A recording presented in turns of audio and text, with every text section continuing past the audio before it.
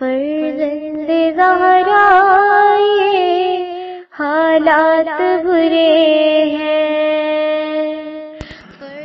کاشانۂ بصیرت ایک ایسا مکمل یوٹیوب چینل جس پر محروم بصارت کے لیے بالخصوص اور تمام افراد کے لیے بالعموم سینکڑوں کی تعداد میں اسلامی کتب دستیاب ہیں۔ لہذا گزارش ہے کہ آپ اپنی ذمہ داری نبھاتے ہوئے کاشانۂ بصیرت کو سبسکرائب کرنے کے ساتھ ساتھ بیل آئیکن کو پریس کیجیے تاکہ آپ علم کے حصول کے ساتھ ساتھ مذہب اہل بیت کی اشاعت میں بھی اہم کردار ادا کرتے رہیں۔ کاشانۂ بصیرت، کاشانۂ بصیرت، کاشانۂ بصیرت۔ فرزند زہرا یہ حالات برے ہیں۔ معزز سامعین کرام، ہم اور آپ مل کر ڈاکٹر علی شریعتی صاحب کی کتاب فاطمہ فاطمہ ہے کا مطالعہ کر رہے ہیں۔ اس وقت ہماری 19ویں قسط شروع ہو رہی ہے، اور آپ کی اجازت سے میں اپنی پچھلی قسط کا جو آخری جملہ تھا وہاں سے شروع کروں گی، جس میں جناب سیدہ طاہرہ حضرت فاطمہ الزہرا سلام اللہ علیہ کے متعلق یہ لکھا گیا ہے کہ صرف یہی وہ بیٹی ہیں جس سے رسول کی نسل چلی، یہ تنہا معدن رسالت اور سرچشمہ ذریت و عطرت ہیں، یہ زوجہ علی ہیں، ہاں یہ فاطمہ ہیں۔ اور فاطمہ کو آغوش مادر ہی سے ایک آزمائشی زندگی سے سابقہ پڑا۔ اپنی ماں اور باپ کے سائے میں ان کی زندگی ابتدا ہی سے آلام اور مصائب کا شکار رہی، اس لیے کہ وہ ایک ایسے وقت میں پیدا ہوئیں جب ان کی ماں کی دولت اور ان کی زندگی کا پرسکون دور ختم ہو چکا تھا۔ ان کی والدہ ضعیف اور کمزور ہو چکی تھیں، ان کا سن 65 برس کا ہو چکا تھا۔ خوش نصیبی، فارغ البالی اور کامیابی کی جگہ اب فقر و فاقہ، سختی اور مصیبت کا دورہ تھا۔ اپنے اور بیگانے سب ہی مخالف تھے۔ خدیجہ وہ عظیم ہستی جو رسول کی صرف شریک حیات ہی نہیں بلکہ شریک کار بھی تھیں، یہ پیغمبر کی سب سے پہلی اور سب سے زیادہ با اعتماد ساتھی تھیں۔ یہ ایک ایسے عظیم انسان کے دکھ درد کی شریک تھیں جو اپنے شانوں پر دنیا کی عظیم ترین رسالت کا بار اٹھائے ہوئے تھا۔ یہ وہ رسالت ہے جو جاہلیت کی تاریکیوں میں روشنی کی علامت ہے، جو سرما کی سرد راتوں میں ٹھٹھرنے والے انسانوں کو حرارت ایمان بخشنے والی تھی۔ یہ اقتصادی غلامی کی زنجیروں میں جکڑے ہوئے انسانوں کے لیے آزادی کا مژدہ ہے۔ یہ ہر طرح کے ظلم و جہالت اور ہر بت پرستی کے خلاف اعلان جہاد ہے۔ یہ سب سے بڑی رسالت اور سب سے آخری ثبوت کی منزل ہے، اور خدیجہ مادر فاطمہ اس عظیم ذمہ داری میں پوری طرح شریک ہیں، ہمتاً خدمت پیغمبر میں مصروف۔ ادھر پیغمبر کے باطن میں ایک روحانی انقلاب برپا ہو چکا ہے۔ ان کی فکر و احساس مادی سطح سے بلند اور زندگی حقیقی اور دائمی فوز و فلاح کی طرف منعطف ہو چکی ہے۔ مادہ پرستوں کی دشمنی، ان کے بغض اور عداوت اور ان کی کینہ پروری کی آگ نے تمام ماحول کو اپنی لپیٹ میں لے لیا ہے۔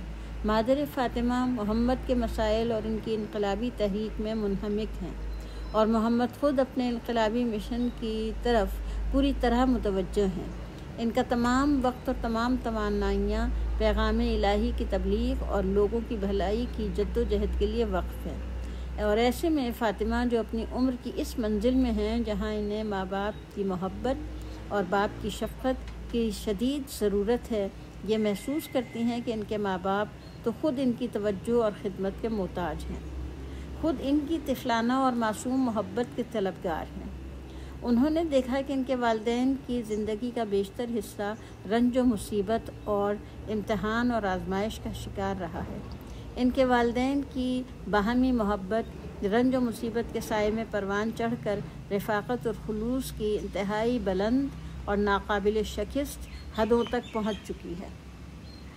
ان کی ماں خدیجہ ان کے باپ محمد کی وہ رفیق حیات تھیں جس نے ہر امتحان اور آزمائش میں ان کا ساتھ دیا، یہاں تک کہ اپنے شوہر کے ساتھ ان کی زندگی گویا مرگ مشترک کا نمونہ تھی۔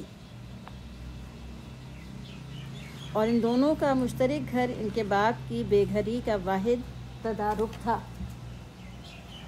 ان کی ماں نے ان کے باپ کا اس وقت ساتھ دیا جب اپنے اور بیگانے سب ان کا ساتھ چھوڑ گئے تھے۔ انہوں نے پیغمبر سے اس وقت محبت اور خلوص برتا جب وہ ہر شخص کی دشمنی اور نفرت کا نشانہ تھے۔ جب وہ تنہا تھے تو یہ ان کی رفیق تھیں، یہ ان کی مونس و غمخوار تھیں، ان کی ہمت بڑھانے والی، ان کے دکھ درد بانٹنے والی تھیں۔ کہا جاتا ہے کہ وہ محبت جو رنج اور مصیبت کے سائے میں پروان چڑھتی ہے، اس محبت سے جو خوشحال محبت اور مسرت کے ماحول میں پروان چڑھے کہیں زیادہ گہری اور سچی ہوتی ہے۔ اس محبت میں روح لطافت کے اس نقطۂ کمال تک پہنچ جاتی ہے جہاں دوست کی دوستی دوست پر ایمان بن جاتی ہے، جہاں اگر دوست کے لیے جان قربان کرنے کی ضرورت ہو تو انسان اس قربانی کو بخوشی قبول کر لیتا ہے، جہاں انسان اپنے وجود کی گہرائیوں میں دوست کے ساتھ یگانگت محسوس کرتا ہے اور اس کے احساس کے سہارے زندہ رہتا ہے، دوست بھی اپنے دوست کی محبت کا جواب دیتا ہے۔ محبت اور عشق دوستی کی لطافت اور پاکیزگی کی بلند ترین سطح ہے۔ دونوں ایک ہی جذبہ نہیں ہیں۔ بظاہر دوستی اور محبت ایک ہی بات نظر آتے ہیں، لیکن ان کی جہتیں مختلف ہیں۔ دوستی دو طرفہ عمل ہے، دو طرفہ ایثار ہے اور اشتراک کی جہت ہے، جبکہ عشق تسلیم ایثار کی منزل ہے، محبوب کی رضا اور خوشنودی کے لیے اپنا سب کچھ قربان کر دینے والی منزل ہے۔ عشق خود اپنا اجر ہے۔ عاشق محبوب سے کوئی اجر، کوئی معاوضہ، کوئی قیمت طلب نہیں کرتا۔ عشق اور دوستی دو مختلف بلکہ ایک حد تک متضاد جہت رکھنے والے جذبے ہیں۔ فاطمہ کو اپنے باپ سے والہانہ محبت تھی، اور یہ محبت اس حد پر تھی کہ جس حد تک دنیا میں کوئی اور بیٹی اپنے باپ سے محبت نہیں کر سکتی۔ اپنے باپ سے ان کی محبت اور ان کا تعلق ناقابل شکست اور ان کا خلوص ناقابل بیان حد تک گہرا تھا، اور اسی تعلق اور احساس سے یگانگت نے انہیں وہ ہمت اور توانائی عطا کی جس کی بدولت انہوں نے اپنی زندگی کے تمام آلام و مصائب کا مقابلہ کیا۔ وہ ان حالات سے دوچار تھیں جن کی توضیح و تشریح ممکن نہیں ہے۔ ان کے عظیم اور بلند ہمت پر پدر بزرگوار چاروں طرف سے عداوت اور دشمنی کا نشانہ تھے۔ وہ اپنے وطن میں اجنبی اور اپنے شہر میں بیگانہ تھے۔ وہ اپنے لوگوں کے ہجوم میں تنہا تھے، اپنے رشتہ داروں کی محبت سے محروم تھے۔ وہ اپنے ہم زبانوں کے درمیان تھے، مگر کوئی بھی ان کی آواز نہیں تھا۔ وہ جہل اور بت پرستی کے چہ طرفہ حملوں کی زد پر تھے۔ وحشی شیوخ، پست اشراف، دولت کے پجاریوں اور غلامی کا کاروبار کرنے والے کمینہ فطرت لوگوں نے ان کی زبردست کشمکش اور تصادم تھا۔ کمینہ فطرت لوگوں سے ان کی زبردست کشمکش اور تصادم تھا۔ اپنے شانوں پر رسالت کا عظیم بار لیے وہ یکا و تنہا تھے، کوئی ان کا مونس و ہمدم نہیں تھا۔ اس طویل راہ میں جو غلامی سے آزادی تک کی راہ ہے، ان کا کوئی ہمسفر نہیں تھا۔ مکے کی تاریک وادیوں سے ہیرا کی پرنور چوٹیوں تک وہ اکیلے تھے۔ ان کی روح عوام کی بے حسی، فکری جمود، جہالت اور کینہ پروری کے سبب رنجیدہ، اور ان کا جسم دشمنوں کی سنگ باری اور ایذا رسانی کے نتیجے میں زخمی تھا۔ وہ قوم جس پر انہیں مبعوث کیا گیا تھا اور جس کی ترقی، خوشحالی اور نجات کے وہ سب سے زیادہ خواہش مند تھے، وہی قوم سب سے زیادہ ان کے درپے آزار اور انہیں نقصان پہنچانے پر کمر بستہ تھی۔ اور ان کے اپنے رشتہ دار جو اوروں کے مقابلے میں ان سے نزدیک تر تھے، وہی انہیں سب سے زیادہ تکلیف پہنچانے والے اور سب سے زیادہ بیگانگی اور دوری کا اظہار کرنے والے تھے۔ ان حالات میں پیغمبر ایک ایسی تنہا اور دردمند شخصیت تھے جن کا ایک رخ وحی کا التہاب ہے تو دوسرا رخ عشق و ایمان کی حرارت، جو ایک طرف سے اپنے قوم کی دشمنی اور مخلوق کی ایذا رسانی کا شکار ہے اور تو دوسری طرف تنہائی اور بے کسی سے دوچار ہے، جس کے کاندھوں پر اس عظیم امانت کا بوجھ ہے، جس امانت کے بار کو اٹھانے سے آسمان اور زمین اور پہاڑوں نے انکار کر دیا تھا، جس کے قلب پر وہ مسلسل آیات الہی نازل ہو رہی ہیں جنہیں اگر پہاڑوں پر نازل کیا جاتا تو وہ ان کی ہیبت سے ریزہ ریزہ ہو جاتے، اور ان تمام مسائل اور مصائب میں محصور ہر روز اس آتش شوق سے مجبور ہو کر جس نے ان کے وجود کو مشتعل اور متحرک کر رکھا تھا، لوگوں کی ہدایت کے شوق میں صبح سے شام تک شہر کے گلی کوچوں میں تنہا کار تبلیغ میں مصروف نظر آتے تھے، کبھی کوہ صفا پر چڑھ کر خواب غفلت کے شکار لوگوں کو مستقبل کے خطرے کا احساس دلا کر بیدار کرنے کی کوشش کرتے تھے، اور کبھی اشراف قریش کے دار الندوہ کے نزدیک مسجد حرام کے صحن میں 365 گنگ بے شعور اور بے جان بتوں کے روبرو، جنہیں لوگوں نے اپنا معبود بنا رکھا تھا، صدائے بیداری اور ندائے آزادی بلند کرتے ہیں، لوگوں کو دعوت توحید دیتے ہیں، انہیں باطل کی غلامی سے آزاد ہونے کا پیغام سناتے ہیں، مگر کوئی ان کی آواز کو نہیں سنتا۔ تمام دن اسی طرح کی مصروفیت اور مشقت میں گزرتا ہے، یہاں تک کہ دن ڈھلنے لگتا ہے تو پیغمبر خستہ اور درماندہ ایسی حالت میں اپنے گھر کی طرف لوٹتے ہیں۔ شہر میں ہر طرف شور و غوغا و دشنام اور استہزاء کی آوازیں ان کا تعقب کرتی ہیں، مگر گھر میں ہر طرف خاموشی اور ویرانی کا راج ہے۔ ہاں، وہ دو آنکھیں ہیں جن میں ایمان اور محبت کی شمع فروزاں ہیں، ان کے انتظار میں ہم وطن مشتاق ہیں۔ اور فاطمہ، جو اس وقت بہت کم سن تھیں، جو ایک کمزور و ناتوان لڑکی تھیں، ان تمام حالات میں اپنے والد کے ساتھ ہوتیں۔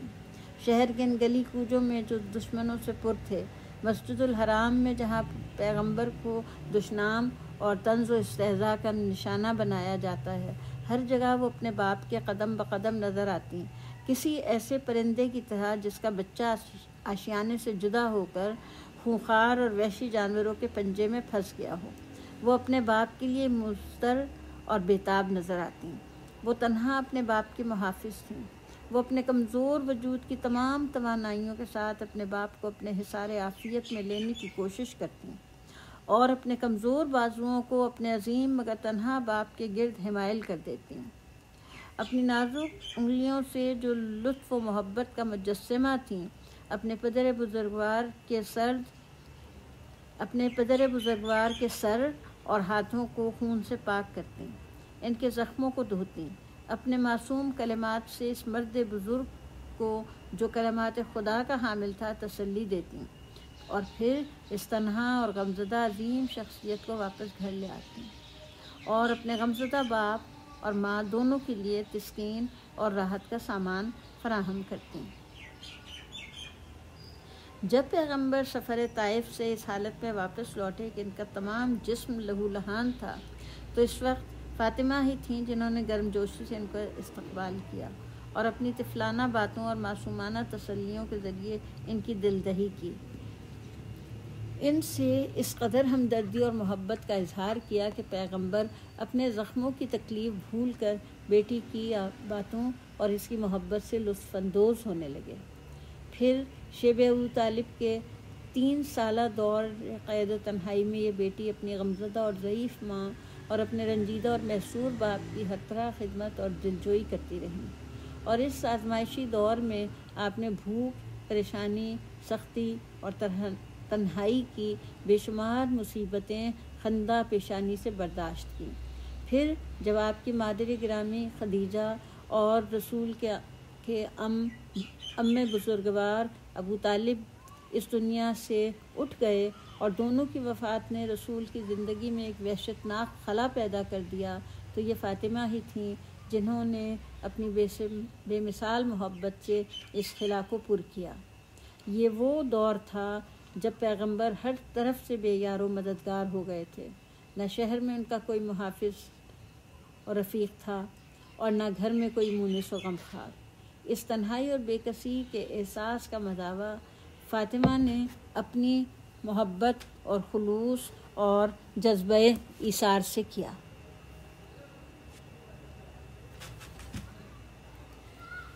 فاطمہ نے اپنے پدر بزرگوار سے اس طرح محبت کی جیسے ایک ماں اپنے بچے سے محبت کرتی ہے۔ انہوں نے اپنی تمام زندگی، اپنا تمام تر وجود، اپنی تمام تر محبت اور اپنا جوش ایمان، غرض اپنی زندگی کا ایک ایک لمحہ اپنے پدر بزرگوار کے لیے وقف کر دیا۔ انہوں نے اپنی محبت سے اپنے باپ کے عاطفہ پدری کی تسکین کی اور ان کی رسالت پر ایمان کے ذریعے انہیں قوت و افتخار کا تحفہ دیا۔ پھر جب پیغمبر نے علی کے فخر و شرف کی وجہ سے انہیں آپ کا شریک حیات منتخب کیا تو فاطمہ نے اس انتخاب کو پوری خوش دلی سے قبول کر کے اپنے باپ کو تحفہ امید و مسرت پیش کیا۔ پھر حسن، حسین اور زینب کی شکل میں آپ نے اپنے والد بزرگوار کو، جن کا دل اولاد کے غم سے داغ تھا، جن کے 3 بیٹے کمسینی میں اور 3 بیٹیاں جوانی میں داغ مفارقت دے چکی تھیں، ان کی زندگی کا شیریں ترین اور عزیز ترین ہدیہ پیش کیا۔ حقیقت یہ ہے کہ فاطمہ کی تمام زندگی، ان کی 18 یا 28 سالہ مدت حیات کا ایک ایک لحظہ اپنے باپ کی محبت، ان کی خدمت اور خوشنودی کے لیے وقف تھا۔ یہ محبت ایسی بیٹی کی محبت سے کہیں زیادہ تھی۔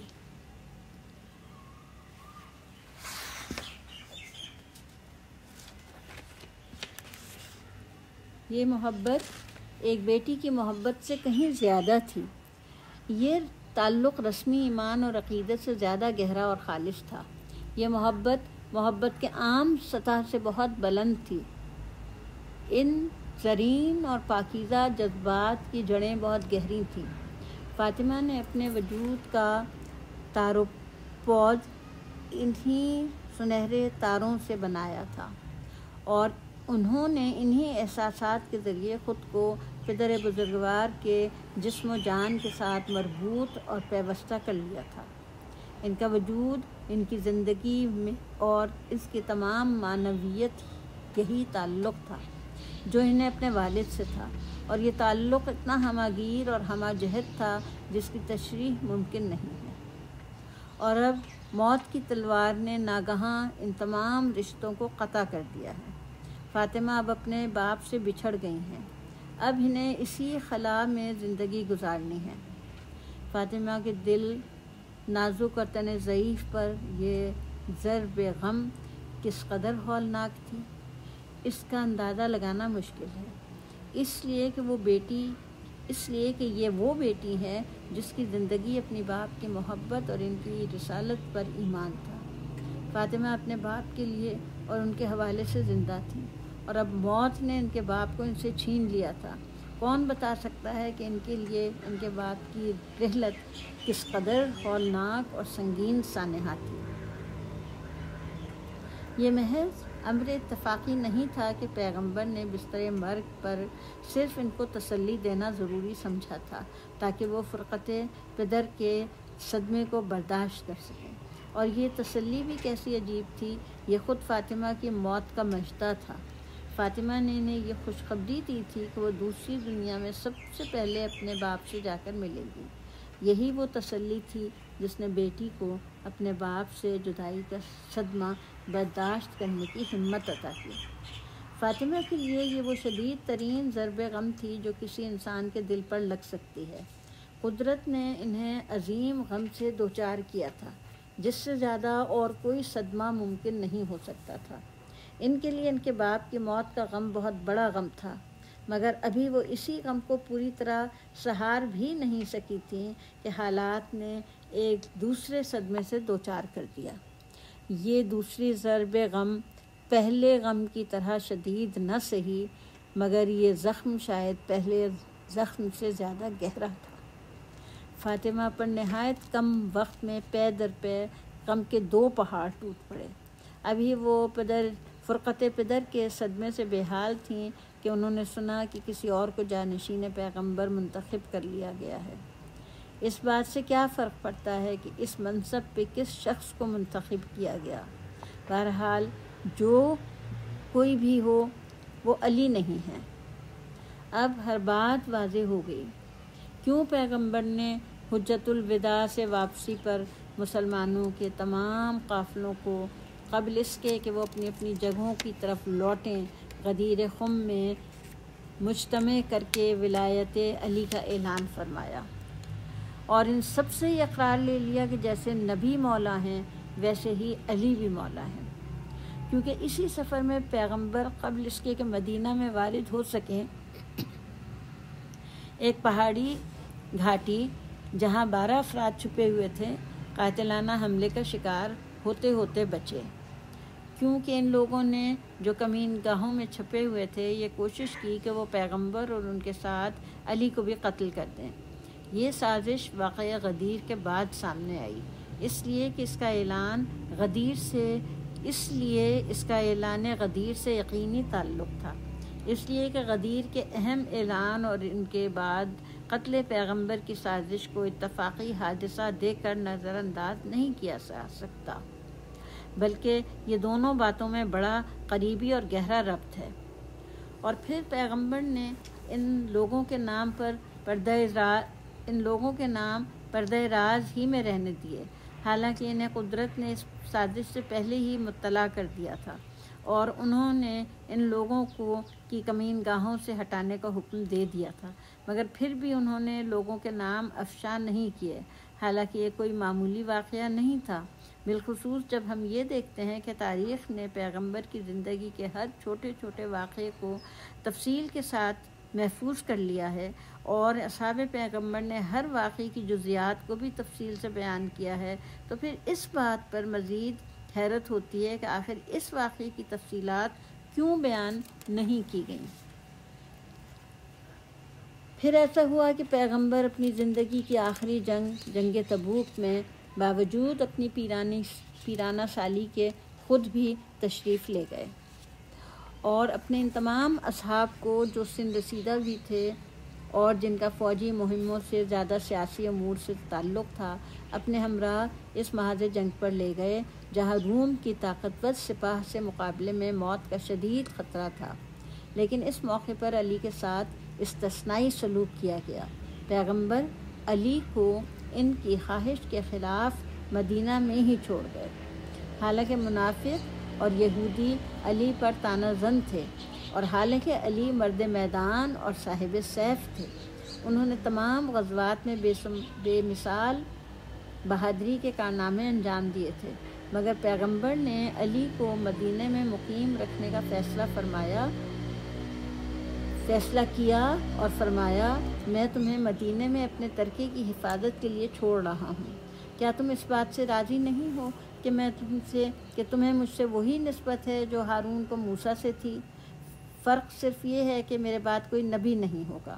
پھر کیوں پیغمبر نے اپنے مرض الموت کی حالت میں بھی روم کی طرف لشکر بھیجنے کا اہتمام فرمایا، اور وہ بھی محض ایک جنگ انتقامی کے لیے، نہ کہ کسی دفاعی جنگ کے لیے جس کی ضرورت فوری ہوتی ہے؟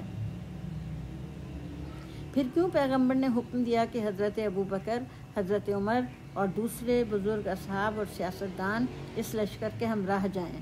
اور کیوں آپ نے ایک ایسے لشکر کی عمارت اور سالاری جس میں تمام بزرگ صحابی شریک تھے ایک 18 سالہ نوجوان اسامہ کے سپرد کی؟ اور جب لوگوں نے آپ کے اس انتخاب پر اسامہ کی کمسنی کے سبب اعتراض کیا تو آپ نے سخت ناپسندیدگی اور ناراضگی کا اظہار فرمایا اور شدت سے اس بات کی تاکید کی کہ مسلمانوں کی عمارت اور سالاری کے لیے سن و سال کو نہیں، اہلیت و لیاقت کو دیکھا جاتا ہے۔ اور کیوں پیغمبر اپنی مرض کی شدت کے باوجود لشکر اسامہ کی روانگی کے بارے میں اس قدر زیادہ فکر مند تھے کہ آپ نے اس کا بار بار حکم دیا اور لشکر کی جلد روانگی پر اصرار کیا، یہاں تک کہ جب آپ کے حکم کے باوجود لشکر روانہ نہیں ہوا تو آپ نے حکم عدولی کرنے والوں پر نفرین کی۔ آخر پیغمبر کیوں اس قدر شدت سے یہ چاہتے تھے کہ لشکر اسامہ روم کی طرف روانہ ہو جائے اور تمام بزرگ صحابی اور شیوخ اس لشکر کے ساتھ روانہ ہو جائیں، مگر علی رسول کے ساتھ مدینہ ہی میں مقیم رہیں؟ کیوں پیغمبر نے اپنے آخری لمحات میں کاغذ اور قلم طلب کیا اور فرمایا کہ میں تمہارے لیے ایسا نوشتہ لکھ دوں کہ تم ہرگز گمراہ نہ ہو سکو؟ اور کیوں لوگوں نے یہ چاہا کہ پیغمبر کوئی نوشتہ نہ لکھ سکیں، یہاں تک کہ وہ پیغمبر کے سامنے بحث و تکرار اور شور و غل کرنے لگے، جس سے پیغمبر آزردہ ہو گئے اور انہیں اپنے حکم نہ مانے جانے پر توہین محسوس ہوئی۔ پیغمبر کی ازواج پس پردہ آہوزاری کر رہی تھیں کہ آخر پیغمبر جب کاغذ اور قلم طلب کر رہے ہیں کہ وصیت تحریر کر سکیں تو یہ کیسی آفت ہے کہ انہیں وصیت لکھنے سے منع کیا جا رہا ہے؟ وہ لوگ جو پیغمبر کے حضور شور و غل کر رہے تھے، انہیں ازواج رسول کا یہ گریہ اور مشورہ پسند نہ آ سکا۔ انہوں نے ازواج کے رونے پر اعتراض کیا، مگر پیغمبر ان اصحاب سے سخت کبیدہ ہو گئے۔ آپ نے انہیں یاران یوسف سے تعبیر کیا اور ان سے کہا کہ یہ خواتین تم سے بہتر ہیں، اور اس کے بعد آپ نے حکم دیا کہ وہ لوگ آپ کے سامنے سے چلے جائیں۔ پیغمبر نے اپنے آخری وقت میں فرمایا، میں تم سے 3 باتوں کی وصیت کرتا ہوں، مگر حضور نے ان میں سے 2 باتوں کا ذکر کیا اور تیسری بات کے بارے میں خاموشی اختیار فرما لی۔ کیوں؟ جس وقت بلال نے اذان دی اور پیغمبر میں اتنی سکت نہ تھی کہ وہ بستر سے اٹھ کر نماز کی امامت کے لیے جا سکتے، اس وقت آپ نے فرمایا علی کو بلاؤ، مگر اس اصحاب اپنی بیٹیوں کی اطلاع پر دونوں بزرگ اصحاب آ گئے۔ پیغمبر نے انہیں دیکھا اور بغیر کوئی لفظ کہے رخصت کر دیا۔ کیوں؟ کیوں؟ کیوں؟ اور کیوں پیغمبر جو مشکل ترین حالات اور سخت جنگی مہمات کے مواقع پر بھی ہمیشہ مطمئن اور پرامید نظر آتے تھے، دشمن کی طاقت اور قوت آپ کو کبھی بھی ہراساں نہیں کر سکتی تھی، مگر اپنی عمر کے آخری ایام میں جو آپ کے اقتدار اور طاقت کے عروج کا دور تھا، آپ پریشان اور متفکر نظر آتے ہیں۔ کیوں؟ جس رات آپ پر مرض الموت کے حملے کی ابتدا ہوئی، آپ نصف شب کو رات کی تنہائی میں اپنے خدمتگار ابو مبیحہ کے ہمراہ قبرستان تشریف لے گئے اور دیر تک قبروں سے سرگوشی کرتے رہے اور حسرتناک لہجے میں مردوں سے یوں مخاطب ہوئے، خدا تمہیں خوش رکھے، تمہارا حال اس قوم سے بہتر ہے۔ پھر کیوں جیسے جیسے آپ کا وقت آخر نزدیک آ رہا تھا، آپ بار بار فرما رہے تھے کہ فتنے تاریک رات کے لشکر کی طرح امڈے چلے آ رہے ہیں؟ ہاں، اب تمام سوالوں کے جواب واضح ہو گئے ہیں۔ شب تاریک کی فتنہ سمانیوں کا آغاز ہو چکا تھا۔ علی پیغمبر کے دفن میں منہمک رہے اور اصحاب پیغمبر نے علی کے حق کو دفن کر دیا۔ گروہ اصحاب میں اب سقیفہ سے مسجد کی طرف مسجد کی طرف لوٹ آیا ہے تاکہ نو منتخب خلیفہ لوگوں کو اپنے انتخاب سے مطلع کر دیں۔ ادھر علی پیغمبر کے اداس اور خالی گھر سے بیت فاطمہ کی طرف خالی ہاتھ لوٹ آئے ہیں، اور یہ ان کے سکوت اور گوشہ نشینی کے تاریک اور دردناک 25 سالہ دور کا آغاز ہے۔ اور فاطمہ اپنی جان ناتواں پر پردرد غم کی ان بے رحم اور پے در پے ضربات کو برداشت کر رہی ہیں۔ ان کے پدر بزرگوار جو ان کی زندگی کا سب سے بڑا سہارا تھا، جو ان کے محبوب ترین عزیز تھے، اب اس دنیا میں نہیں رہے، اور علی جو ان کے شریک حیات ہونے کے ساتھ ساتھ ان کے امزاد، ان کے دوست، ان کے عزیز اور ان کے درد کے محرم تھے، خانہ نشین ہو چکے ہیں۔ وہ خود غمگین اور شکستہ نظر آتے ہیں، وہ بالکل تنہا رہ گئے ہیں۔ بہت جلد ہر شخص نے ان سے آنکھیں پھیر لیں، یوں جیسے مدینے میں انہیں کوئی پہچانتا ہی نہ ہو۔ معزز سامعین، اس وقت ہم کتاب کے صفحہ نمبر 247 کے شروع میں پہنچے ہیں، اور اس وقت ہم اب اس اپنی 19ویں نشست کا اختتام کرتے ہیں۔ اگلی نشست میں انشاءاللہ اگلا ذیلی عنوان اسلام بعد رحلت پیغمبر آپ کے سامنے بیان کیا جائے گا۔ اس وقت تک کے لیے اجازت دیجیے۔ خدا حافظ، فی امان اللہ۔